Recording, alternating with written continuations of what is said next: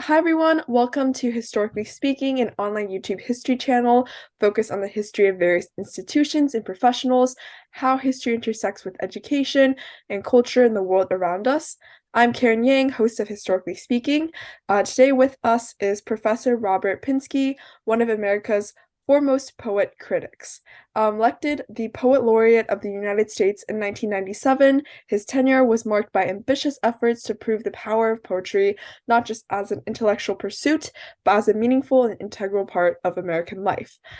He founded the Favorite Poem Project shortly after the Library of Congress appointed him to this post in 1997.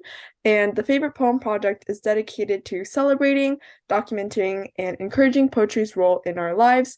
And we're just going to be talking about these topics today. Thank you, Professor Pinsky, so much for joining us today. Is there anything else you'd like to add to your bio or anything else you'd like to elaborate on? No, you did a great job. Thank Great job, Karen. Maybe we should just add that we are both citizens of New Jersey. Yes, New Jersey supremacy. All those viewers out there like, no, New Jersey. But Yes. yeah. Um, yeah, I wanted to just kind of dive straight into the questions. So I guess you've already previewed the questions as well, so feel free to, go off and talk about whatever you'd like. So how do you believe that we can encourage maybe today in our, social media obsessed world, a more widespread appreciation of poetry? I think the appreciation of poetry is more widespread than people might think. Uh, as a grandpa, I've learned that if you recite Emily Dickinson or Gerard Manley Hopkins to a baby, it gives the baby the same comfort that the baby gets if you sing to the baby.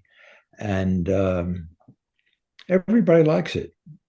You have to, the only people who don't like poetry are like the only people who don't like dancing. They've been taught not to like it. Dancing, sports, poetry, music, well-meaning teaching sometimes makes people feel defensive or threatened or like it's a test. And those videos at favoritepoem.org show that it's a deep human pleasure, the Mm-hmm. human voice, and then the human voice in a work of art. That's that's universally appealing. So Mm-hmm. I didn't think of the project as making poetry more popular. I Mm-hmm. thought of it as recognizing how many very good readers there are of poetry in the United States and how Mm-hmm. different they are from one another and from expectations. um, Pov Chin, she was then in a high school student like you in San Jose, California. She gives a wonderful, unexpected reading of Langston Hughes's poem, Minstrel Man. She relates it to her family's horrible experiences of fleeing the Pol Pot regime. There's a glassblower, and he reads a wonderful poem by Frank O'Hara. Um, they're just, I can think of so many. The Jamaican guy who reads the Sylvia Plath poem.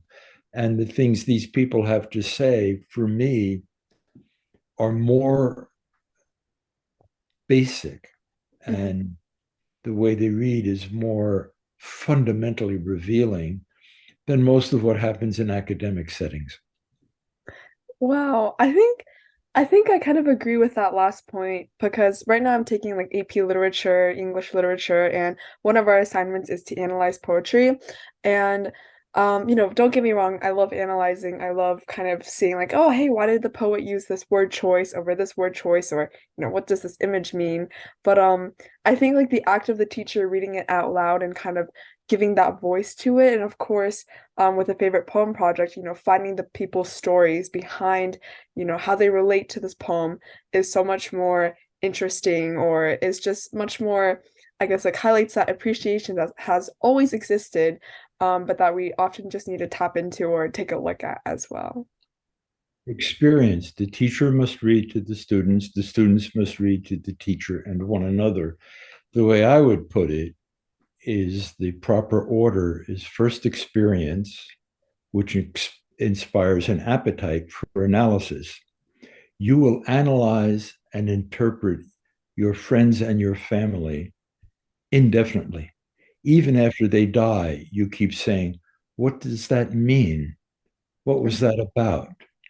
And you will endlessly ask yourself questions, ask other people who have the same experience with the person questions. That's not how you became close to those people. Mhm. First, you form the attachment.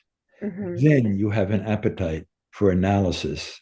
And beginning with analysis is a pretty sure way to make it feel dead or deadly. That's a really great point. I think that, yeah, that's so true for relationships, for our understandings of each other, but also our appreciation of poetry as well. Yeah. Um, I don't get that. What did that mean? What's that about? We say that to one another about behavior and mhm. things people say, I don't know what my dad was talking about. Well, yes, that happens. Yeah, when you said that, I think one of my first exposures to poetry was a Billy Collins poem, just like about his students' experiences, like tearing it apart and like, oh my goodness, like putting it through the paper shredder or something like that. And I think that that's like such an interesting, like I love that poem for like everything it talked about and also for the act of like being meta of like, hey, I'm analyzing a poem about analyzing a poem. I think that's really cool. But I think that's really true with what you said about like attachment and, first really diving into it before pointing things out and like jabbing at it, I guess, in a way. Yeah. Um, I wanted to ask, with all of your experience in poetry, what has been your favorite poem throughout time, and what's like really resonating with you in the present moment or like right now, I guess? I'm very bad at the present moment. All my life, I've always liked cool things from the past, and it always takes me a while to catch up with the present. Uh, I never read the new New Yorker magazines. Maybe Hmm. a horrible confession, but my wife always reads the new one. Then we have a stack of them. I like to read the ones from 2 or 3 years ago. And Hmm. it's so comforting to see uh, fads that are now fading, the shows somebody loved that's not so important, and other things that seem more relevant than ever. So Hmm. when I was about 17 years old, I fell in love with Sailing to Byzantium by William Butler Yeats, which is in many ways a poem about being old. That is no country for old men. The young in one another's arms, birds in the trees, those dying generations at their song, the salmon falls, the mackerel crowded seas, fish, flesh, and fowl commend all summer long whatever's begotten, born, and dies. And little 17-year-old Robert read that and thought, oh, I love the way that sounds. Oh my goodness. And I didn't understand it, I guess. One side of nature, I will never take my bodily form from any natural thing, but such a form as Grecian gold says, what? But I just liked the way it sounded. Hmm. And I tend to recite poems to myself in my head after I turn the light out and I'm falling asleep. And that one is still in the hit parade. I love that. I think I've definitely got to check that out for sure. Next thing to do. But yeah, I think that's really interesting and that's so cool that it's like always kind of like, drawing on your creativity and kind of just like present there. I think, maybe that's something I personally want to strive for and maybe read more poetry with that and like see if I can memorize some stuff too, which is super cool. Yeah, Yeah. memorizing is like any other muscle. Uh, Actors do it, no Hmm. problem. And if you can memorize one sentence, then you can probably memorize two, and then you get better at it. Work Hmm. out your particular techniques. People think it's amazing. It's not amazing at all. And frankly, poems in rhyme and meter, like Sailing to Byzantium, make it all the easier. Hmm. Yeah. Yeah. Gotta practice that muscle for sure. Good. Um, I wanted to finish our conversation today with one last question, kind of about the favorite poem project. Definitely super interesting to, have such a wide diversity of people, read their favorite poems in different cities. So what was like some key takeaway, I guess, that you personally garnered, or you felt like the community had gotten after each like favorite poem project, read aloud or event, I guess. It was so confirming. I didn't know how it would work out. We did an anthology. Anthology was kind of a bestseller published by Norton Americans, apostrophe after the plural, as Americans' favorite poems. Every poem is accompanied by quotations from the letters we got, and they're great.